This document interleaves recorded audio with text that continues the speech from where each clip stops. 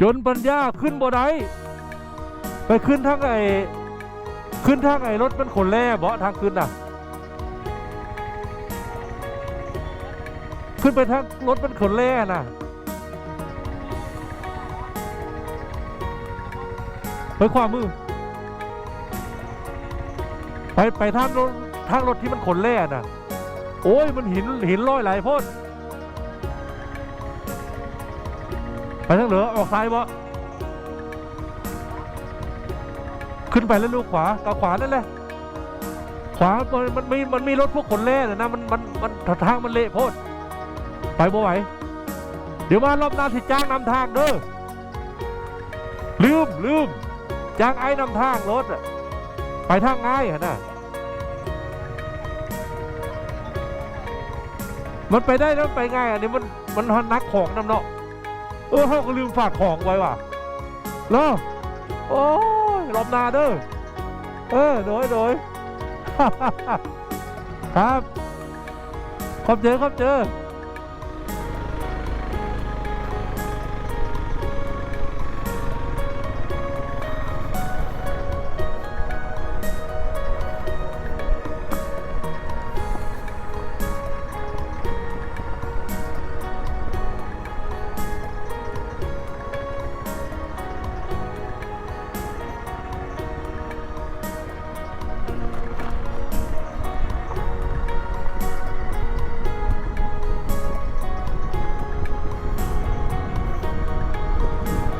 แต่ว่าคนเรามันก็มีลิมิตนะอะไรที่ไหวอะไรไม่ไหวไม่เป็นไรครับ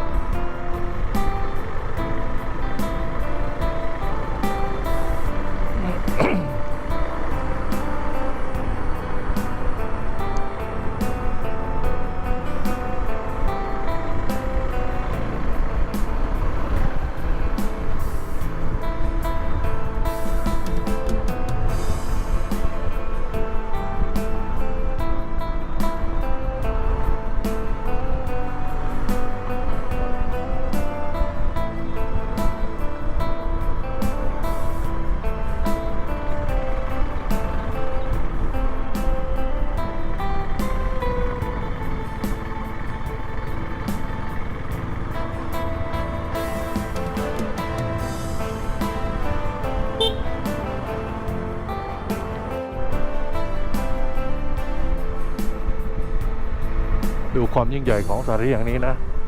ภูเขาดูเอาโอ้โห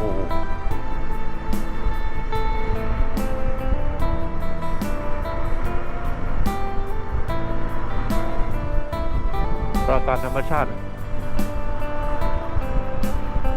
สมัยนู้นคนก็เอาหากำบังที่กำบัง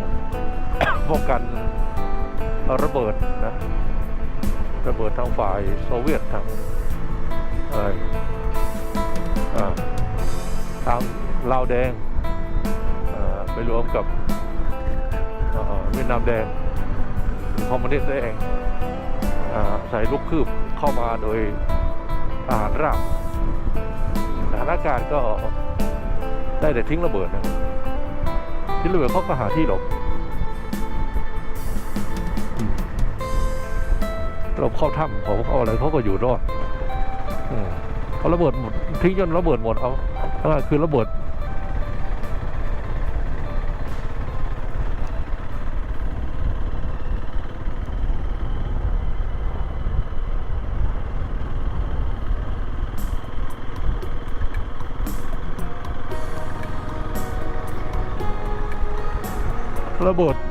ไม่รู้ลงกี่ลูกยังเอาชนะ คนที่หลบอยู่ในถ้ำธรรมชาติไม่ได้หรอกเนี่ย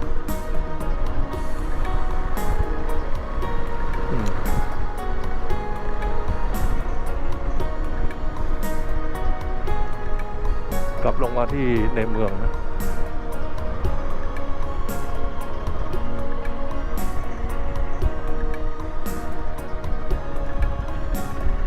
เที่ยวแบบด่วนๆนะดูนะครับวินดี้พาชมนี่ก็สร้างเมืองใหม่ขึ้นมาช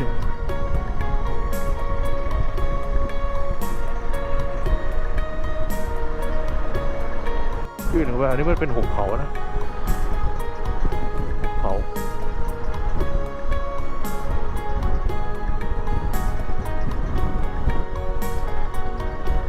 แค่ตรงนี้ก็เป็นปราการด่านแรกนะก่อนที่จะเข้าลึกเข้าไปที่โน่นนะไปที่ล่องแจ้งคนก็ปีนไปอยู่ตามยอดเขายอดยิงระเบิดยิงอะไรใช่ต่อสู้กัน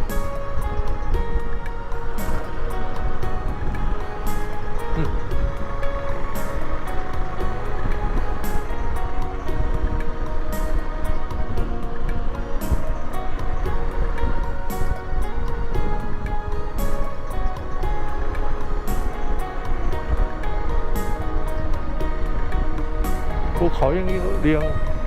ยาวทอดตัวโอ้โห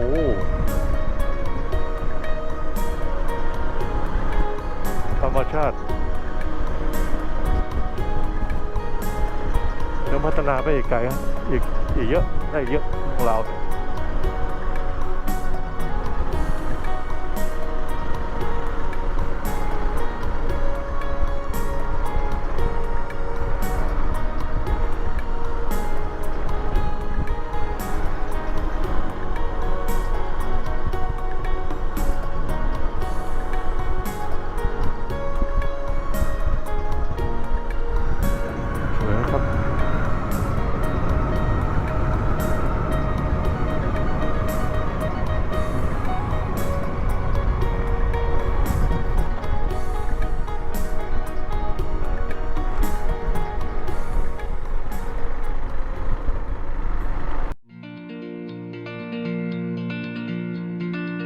ชมแล้วอย่าลืม